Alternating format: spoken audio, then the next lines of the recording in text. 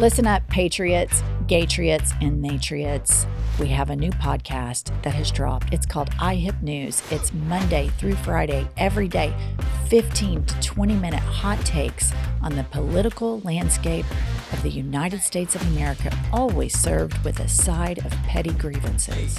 We are on all the available platforms, Apple, Spotify, Google, whatever you get your podcasts, and YouTube. Please go rate, subscribe, and review so that we will chart upwards with America's greatest legal mind. Pumps, what does an eagle say? Caw-caw. A little bit more enthusiasm. Caw-caw. That's it. That's Caw-caw. That's the patriotism that this country needs right there.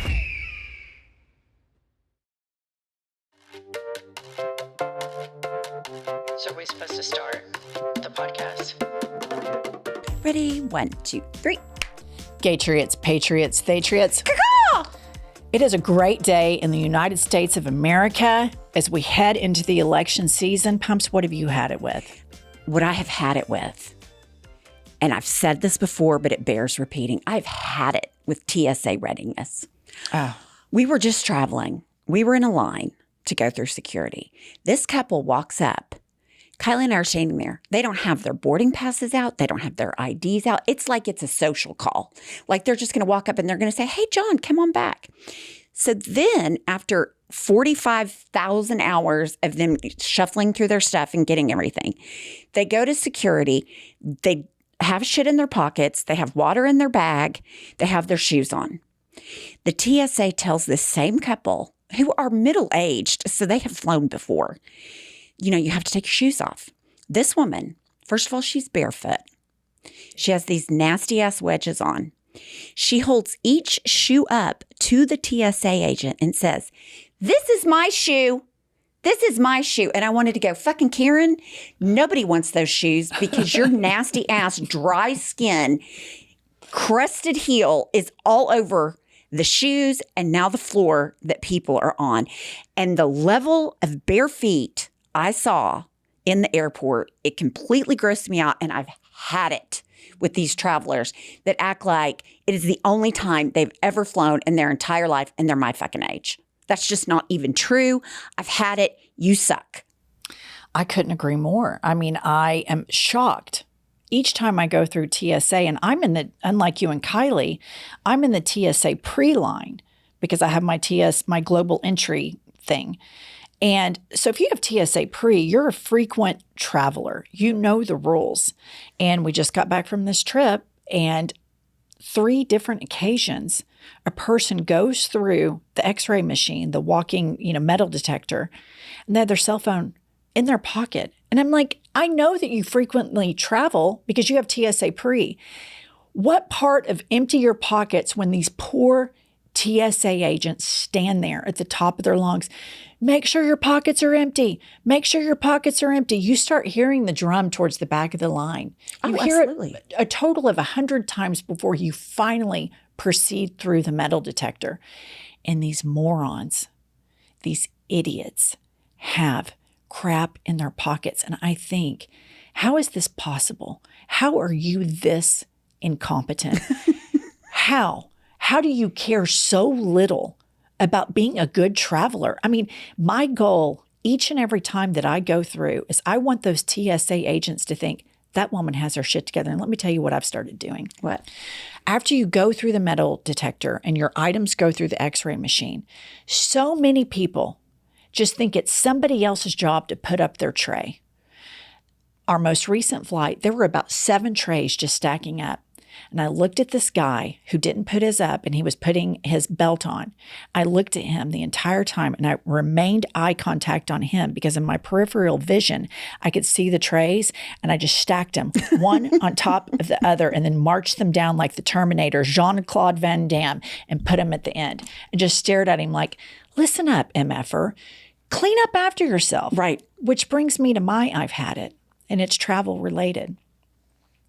When you go to the gate and you're sitting down because you have, 45 minutes or so until you board, and the person that was in the seat before you just goes ahead and leaves their trash in the seat. Yes. And doesn't have the decency to pick up their fast food, calorie-ridden, horrible American food snack and walk it over to the trash can. They just leave it out like it's somebody else's job to pick up the trash.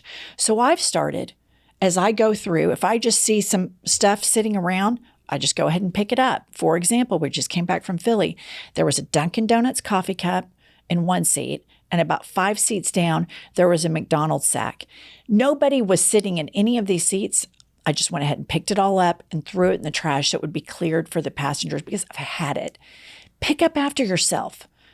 If you're in the airport bathroom and you wash your hands, if they have paper towels, when you dry your hands, go ahead and give the sink a little wipe down. Right, because it splashes. I've had it. What is it? What are people thinking? They're not thinking.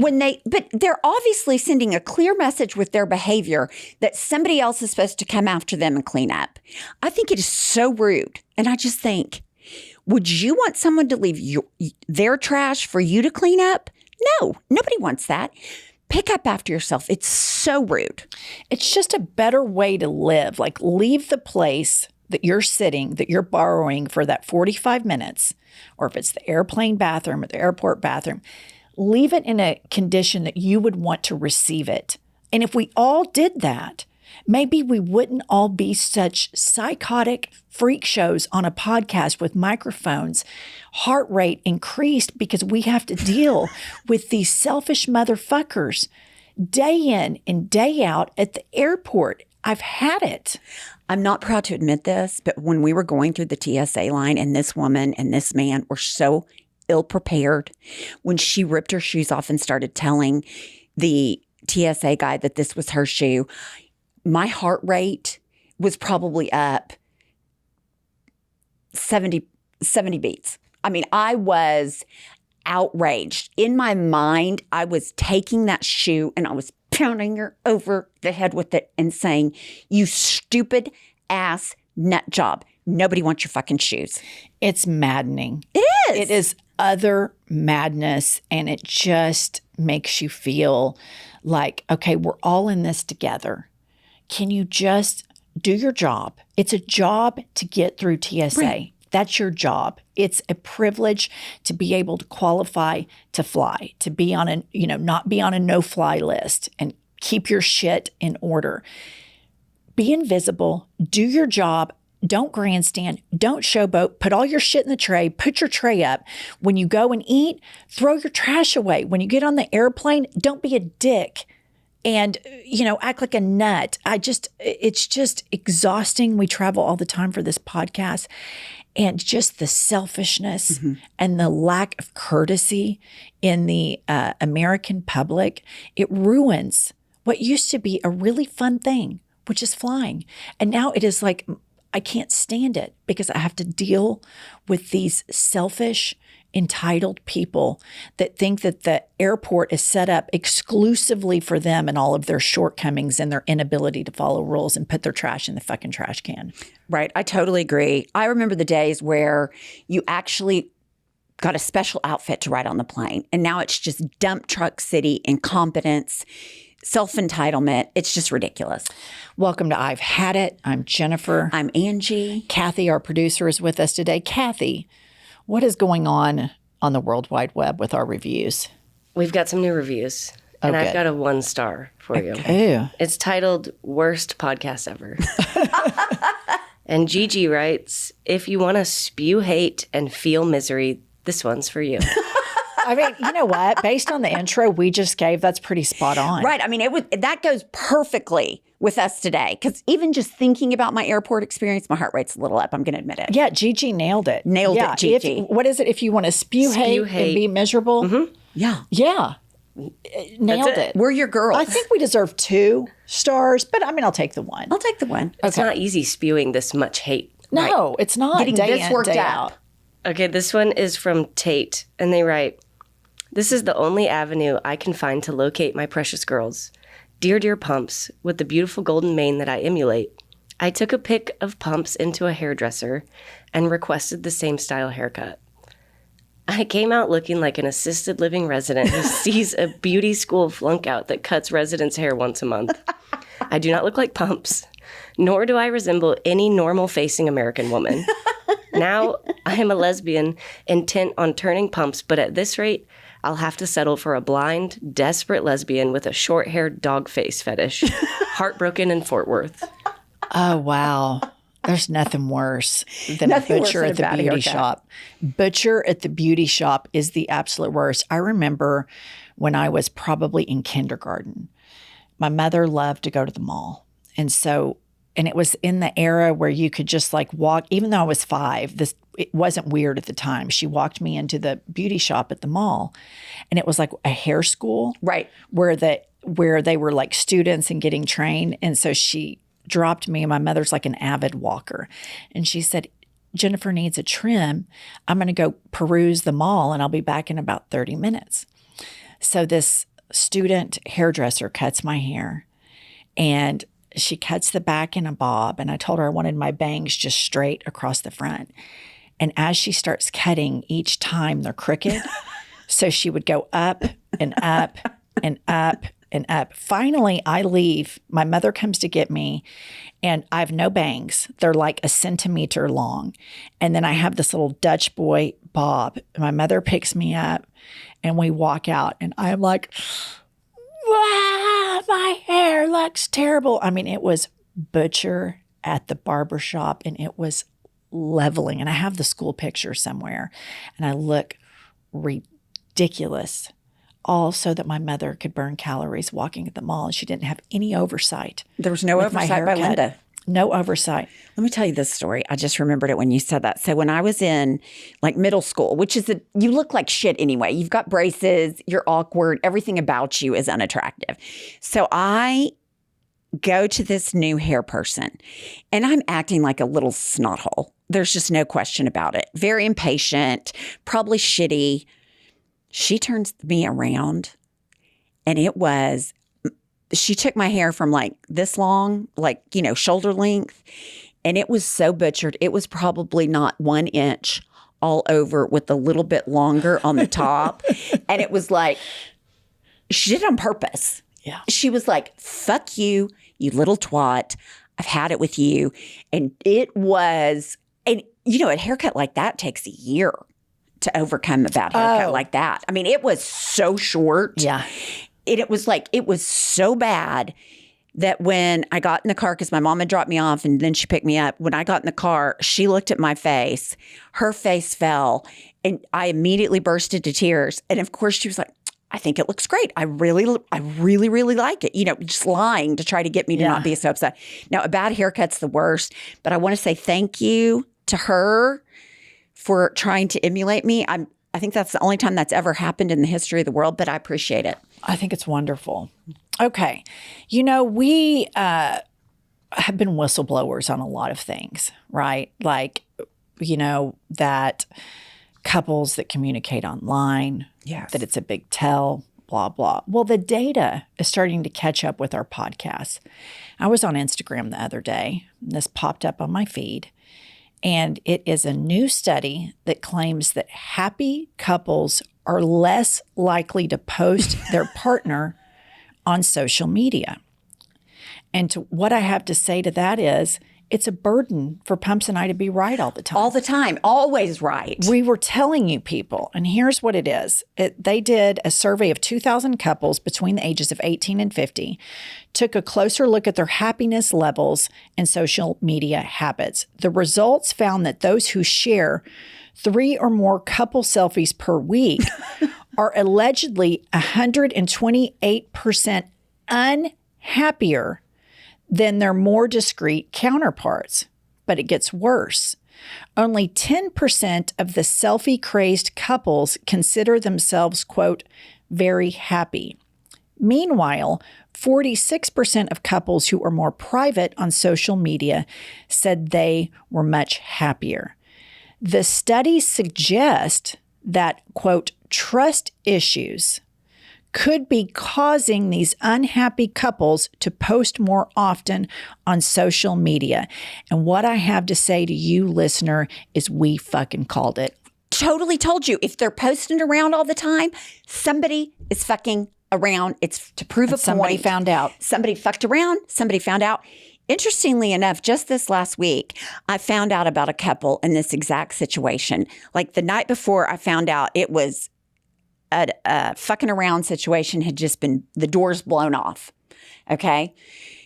Within 10 hours, the cheater is posting a montage of how much he loves and adores the partner. And I just thought, if this is not in any kind of study, it should be, because once again, fucking nailed it.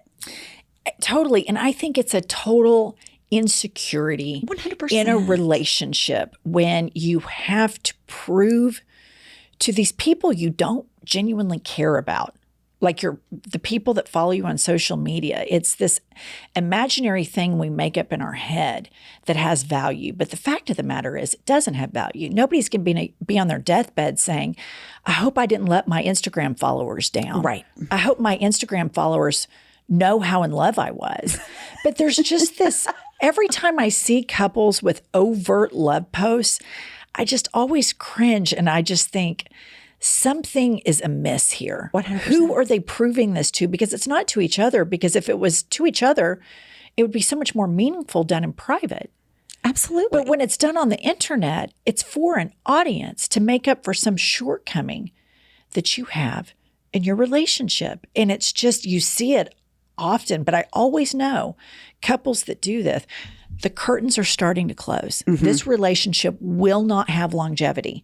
It's not going to stay the course. Now, listen, listener, I have had massive relationship problems, and I have not shied away from sharing those with you all, because I think anytime you're in a relationship, you're bound to have problems because it's just part of the human experience. You know, at first you're in love, pheromones are going bananas, you're screwing like rabbits, it's great times. And then that subsides a bit, and then you have to share things like oxygen, right? For example. And bathroom space and closet space. Yeah, and it can feel suffocating.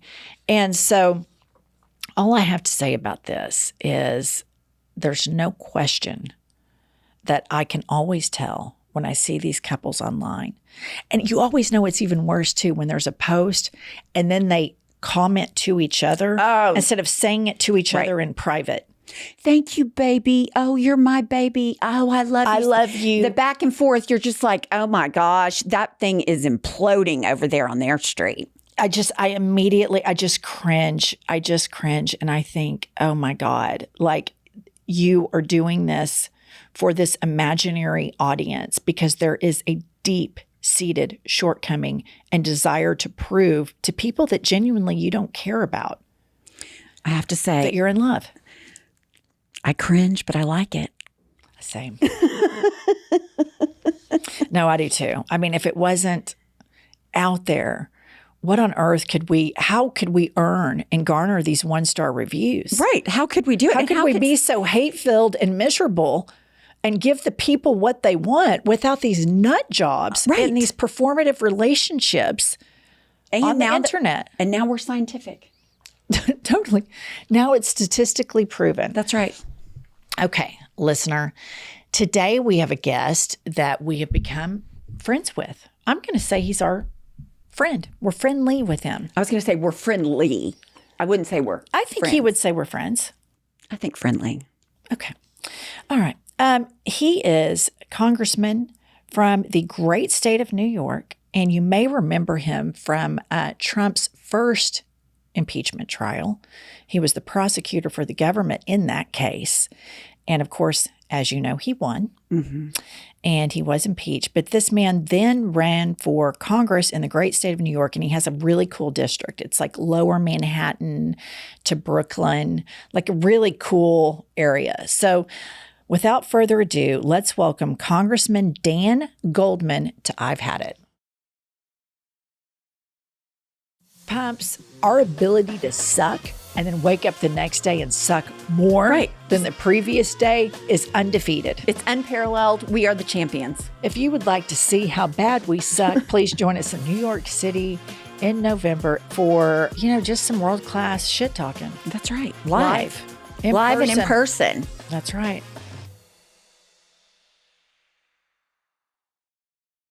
Pumps, I am so looking forward to this crisp air because I love to roll out my cashmere sweaters, specifically Mongolian cashmere sweaters that you can get for just $50 from Quince. I was just looking in my closet, getting it ready for fall, and I found my Quince black cashmere sweater. I can't wait to wear it. I also love their washable tanks because they're wash and wear ready. Quince items are also priced 50 to 80% less than similar brands, so it makes it super easy and affordable to inject a few new sweaters into your fall wardrobe. That includes beautiful leather jackets, cotton cardigans, soft denim, and so much more. Get cozy in Quince's high-quality wardrobe essentials. Go to quince.com/hadit for free shipping on your order and 365-day returns. That's QUINCE.com/hadit to get free shipping and 365-day returns. Quince.com/hadit. Okay, let's welcome to I've Had It, our friend, Congressman Dan Goldman. And before you say anything, we were arguing before you came on, which is no shock to our listener. But I said to Pumps that you were our friend because we bonded at the DNC. And Pumps disagreed and said we were just friendly with you. We're friendly with you. We're not like friends. Yeah, no, I think we are friendly on our way to being friends, but you do need more than one meeting in order to truly become friends. So maybe now after this, we are friends. How much do you love that political answer? That was politics 101. It's really good. So I'm going to circle back at the end of this episode and check in with you to see if we have entered friend zone. Okay. Because we're in friendly zone right now. Friendly moving. Okay. I was telling our listener that you represent a super cool district in New York. And what barriers is that? So I have Lower Manhattan, which is pretty much below 14th Street is my district, which means I've got the Village, Soho, Lower East Side, Financial District, Tribeca. And then I have a huge chunk of Brooklyn, Northwest Brooklyn, downtown, Dumbo, Brooklyn Heights, Park Slope, Brownstone, Brooklyn, all the way down through Borough Park, Sunset Park, and Red Hook. And so it is unquestionably the coolest district in the country. And I'm working very hard on being the coolest member in the country. I've got a little bit of a ways to go. When I think about like coworkers and, workplace grievances, I would imagine that you have a lot of those, particularly when it comes to the self-described Freedom Caucus. Can you tell us what it's like working with people like that? It's I get along with most of them very well personally, which is always surprising to a lot of people because in committee rooms or on the House floor, certainly I don't hold back in attacking their political positions and their views. But there's no point in making it personal, and because we work together and we're here all the time. And at some point down the road, we may find a silver bullet on an issue that we both agree on, could be for totally different reasons. But I want to make sure that I'm able to work with everyone in order to actually get stuff done when the time is ripe for that. You've just perfectly articulated why Pumps and I could never be politicians because we're way too petty. See, you just described the high road, and on that high road is Congressman Goldman, and he's just walking, and he is able to separate personal feelings towards policy differences. I'm a petty person, and if I ran into some of these Freedom Caucus members in the elevator or something, I think I would be like, seriously, what's your deal? Like, what is your problem? Who hurt you, Marjorie? Who hurt you? I don't want to mislead you. I'm not going out to coffee with Marjorie Taylor Greene, Perry.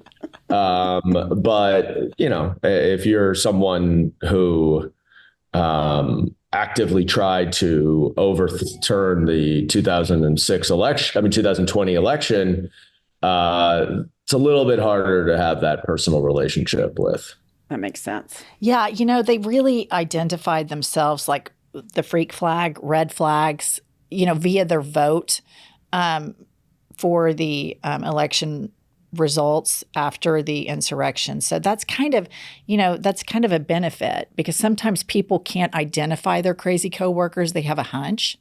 But let's get on to the matter at hand. We like to talk about grievances. Congressman, what have you had it with? Well, the number one thing I've had it with right now is all of the doubters of my New York Liberty, the best team in the WNBA, proud season ticket holder.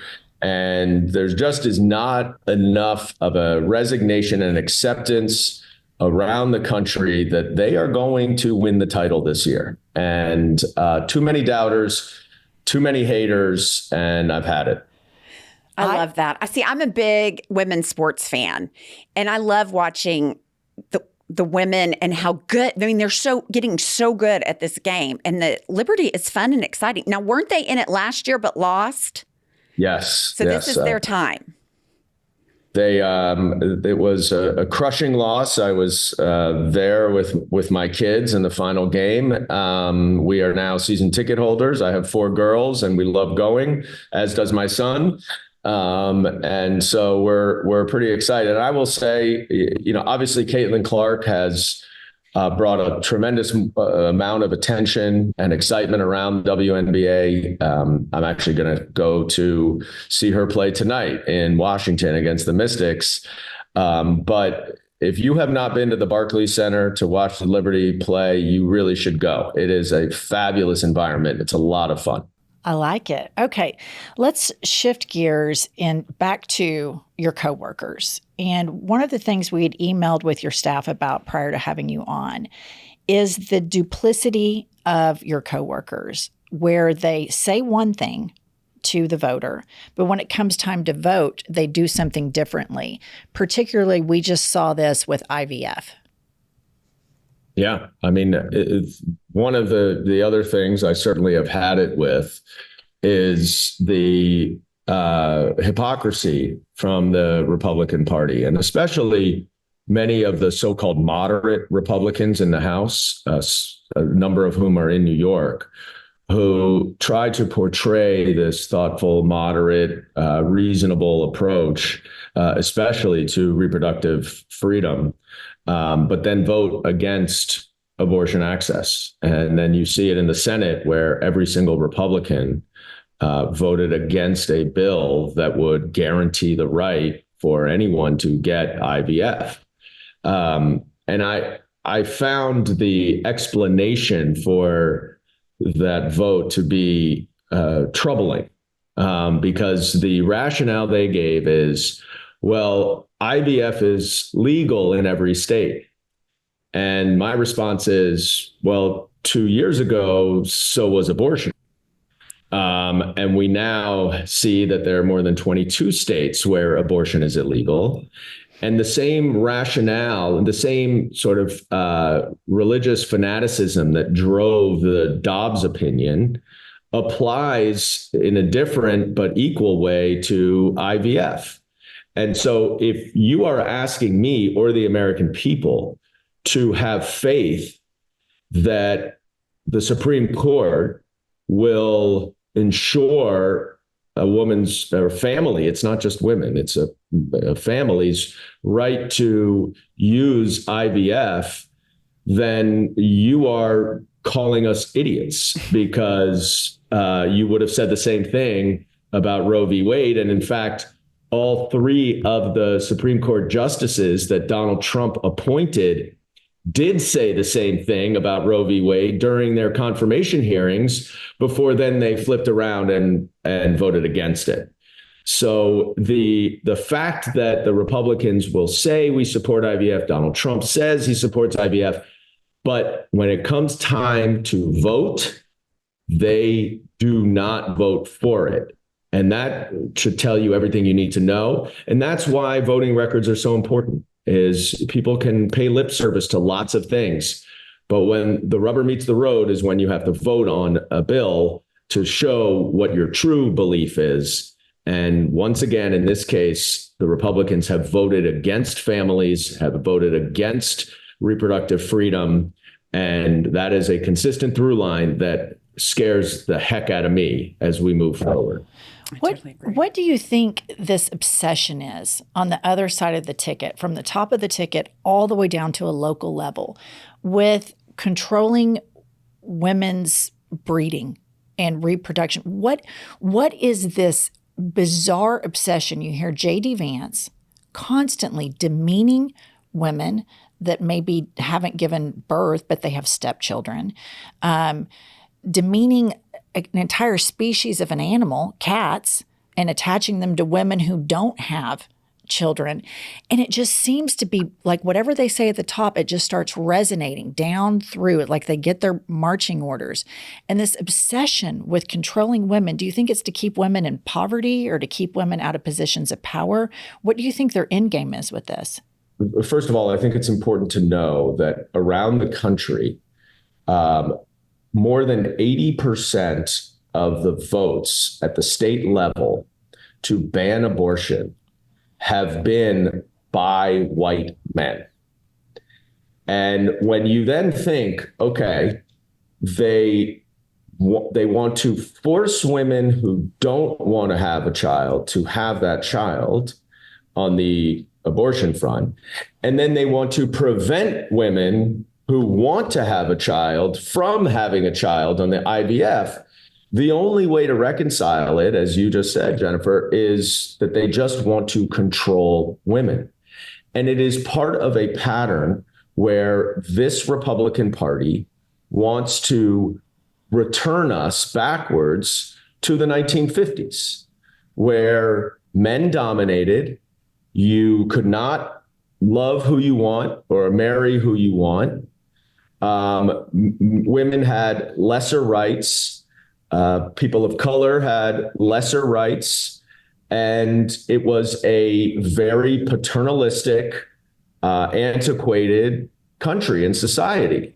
And you can look at many different, you look at immigration, you look at reproductive freedom, you look certainly at LGBTQ attacks and rights. And it is a clear through line that they want to take us backwards. You look at even their anti-appliance legislation. They're against modern technology, making stoves more efficient and more energy efficient.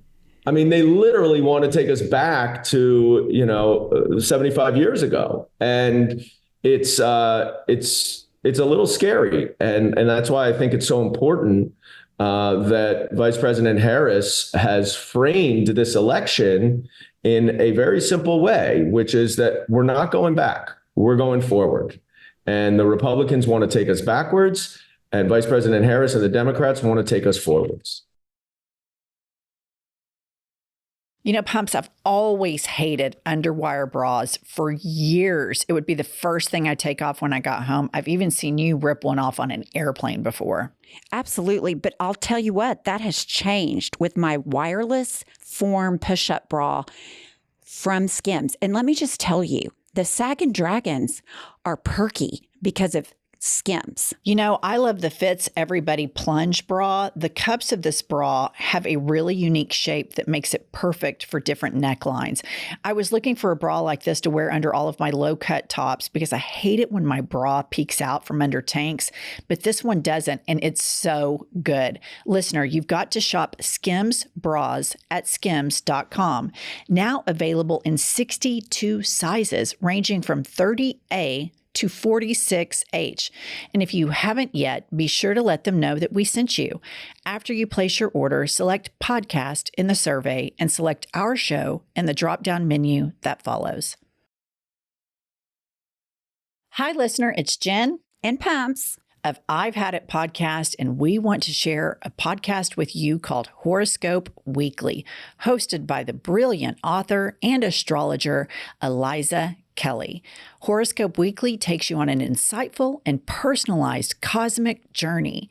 Every week, Aliza interprets the latest astrological events, bringing you cosmic insights for the week ahead, along with detailed guidance on what you should expect this week based on your unique zodiac sign. Listener, Aliza can also give you tailored advice across love, career, health, and more each and every week. Whether you're an astrology enthusiast or a curious newcomer, let Horoscope Weekly with Aliza be your guide through the stars.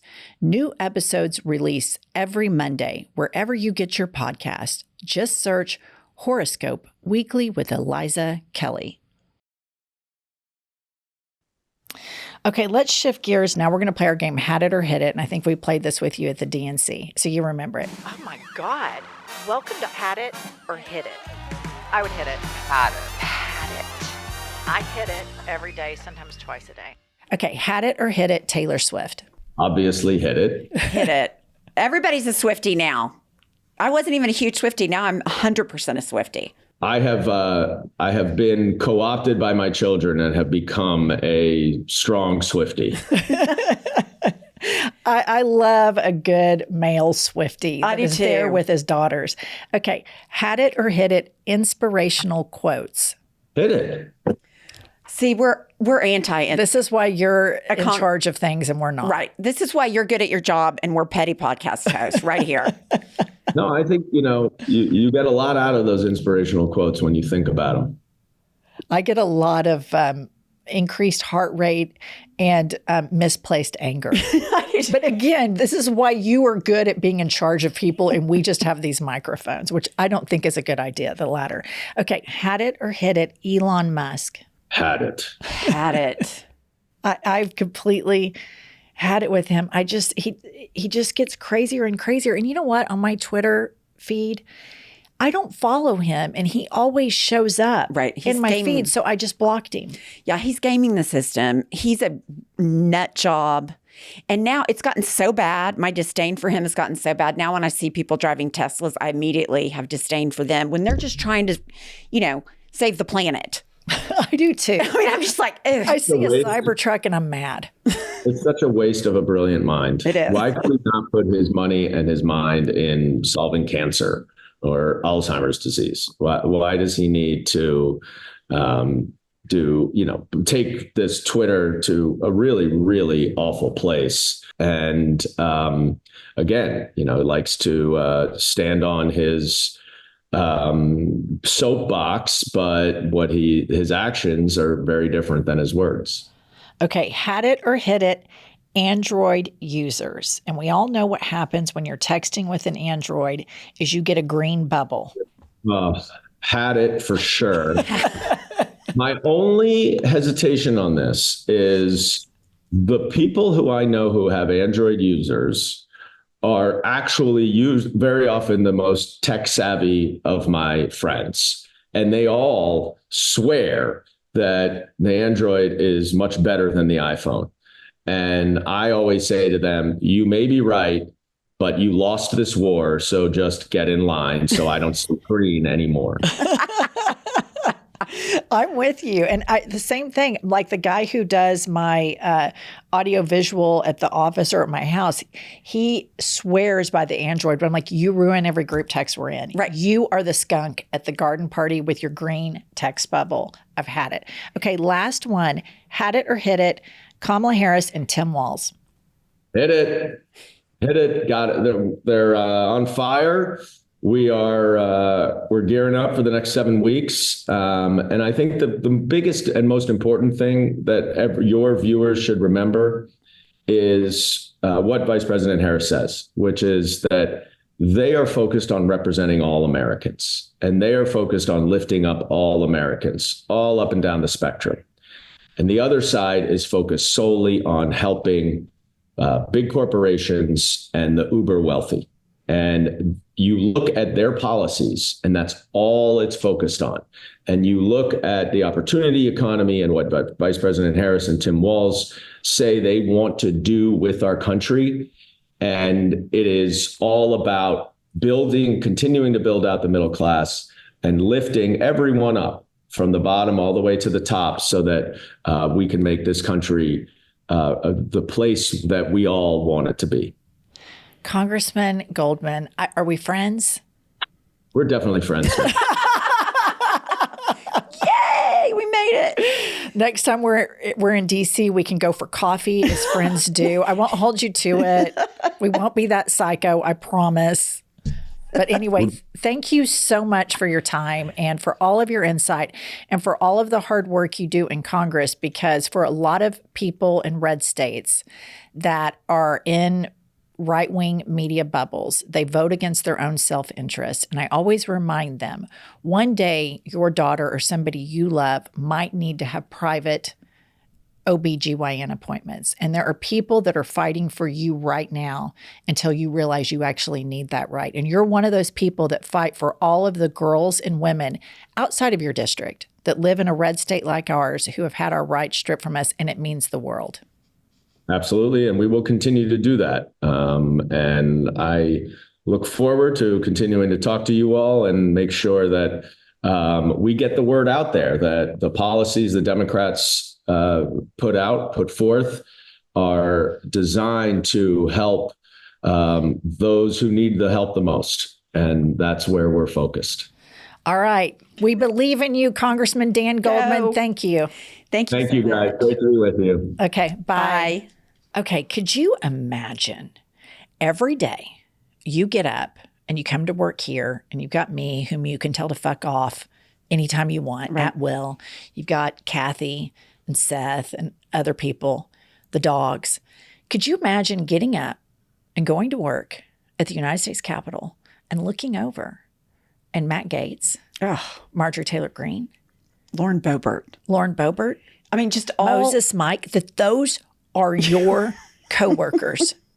It would, in my mind, it's immediately a toxic work environment, immediately. Because number one, these people are so radicalized that they don't even represent the majority of the Republican Party. I mean, the MAGA Party, 100%. But just like normal people that call themselves conservative, they're not even on that.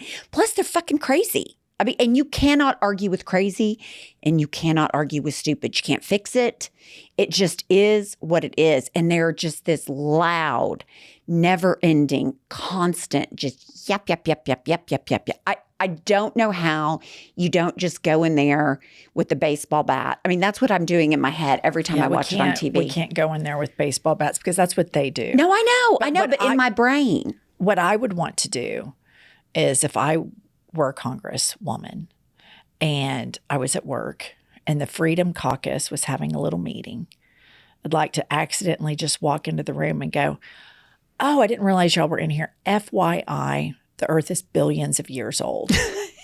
You know what just doing a little fact check. We could do like just slip notes under the door every night. Like, the Bible's not real. You're not Moses. Science is real. Earth is not flat. Just little reminders under their door that what they're saying makes absolutely no sense. All right, listen, subscribe. And I don't know if you all know, but we are trying to get 15,000 reviews.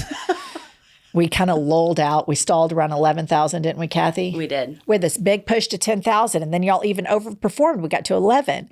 And now it's been this big, it's like idle. It's Plateau City. It's Plateau City. And listen, me, Kurt, and Meemaw is not going to be on this earth that much longer. I hate you Can so you at much. least get her to see when she pulls up Apple reviews to see that 15,000 people love her? Is that so much to ask, America?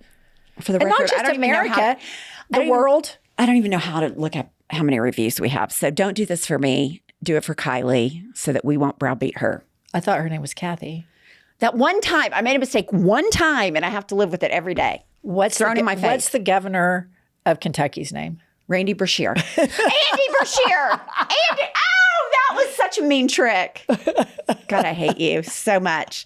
Yeah, I do. I call him Randy. I don't know why. I know it's Andy. Because secretly you revealed to the listener that when you were growing up as a teenager, you desperately wanted to marry a man named Randy. Yeah, when I was in Andy middle school. Brashear, no disrespect, and I'm just saying he's an attractive, He's attractive, he's marryable kind, man. yes. He's a take home to mom Kinda and guy. dad. Look at this great prize that I found. Right. And I think it's a Freudian thing It could be. That's a great point. that you just made him a Randy. Made him a Randy because he fulfills my Because he's middle-aged dream. that decent of a person. He's a great He's person. a wonderful person. Yes. Because you know what? All the decent people. Come on this podcast. Well, yeah. Except I was for going to us. say fight for democracy. Oh. But I like the narcissism pumps.